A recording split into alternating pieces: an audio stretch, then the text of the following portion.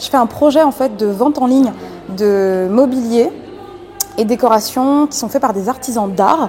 Donc c'est exclusivement des pièces uniques que je vends avec une autre personne. Donc on est deux sur ce projet.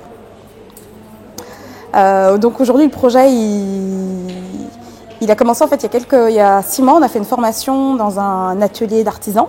Et dans le cadre de cette formation, on a rencontré des artisans, on a été assez touchés, assez impressionnés par ce qu'ils faisaient. On s'est rendu compte que c'était un vrai patrimoine et une vraie richesse de la culture française, parce que ce sont des artisans français.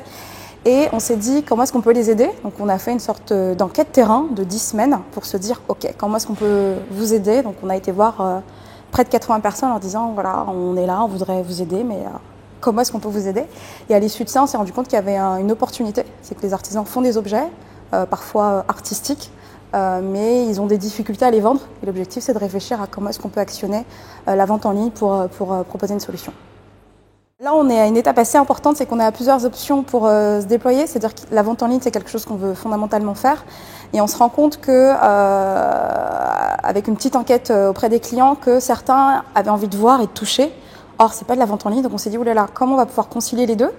Et on s'est dit, on va peut-être penser à développer un showroom ou un pop-up store éphémère pour pouvoir, sur quelques jours, permettre à ces clients-là de voir et de toucher, mais derrière, c'est de la vente en ligne. Donc là, on réfléchit à quel va être ce lieu. Est-ce qu'on va à la Défense, là où il y a potentiellement des clients intéressants? Est-ce qu'on va dans une galerie d'art? Est-ce qu'on va dans un musée? Enfin, on ne sait pas trop et on est en train de se poser ces questions-là.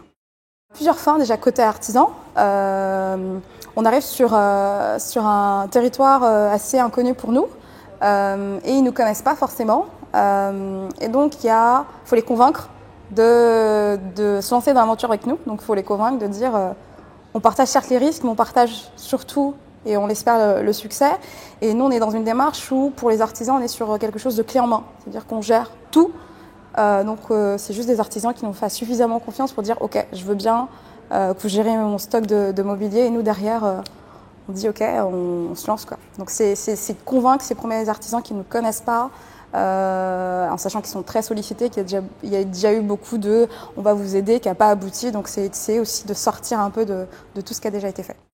Je ne sais pas si ça en fera, mais en tous les cas, on se rend compte qu'on a une très grosse ambition. C'est exactement ce qu'on veut en termes de vision, de façon dont on veut déployer. Et un des freins, c'est des ressources, c'est-à-dire que des ressources financières. On se rend compte qu'on a un très bon levier, l'une et l'autre, un très bon réseau, de par nos expériences, de par les personnes qu'on connaît. Et ce réseau-là, on essaie de l'actionner pour justement pallier tous les enjeux qu'on a sur nos coûts.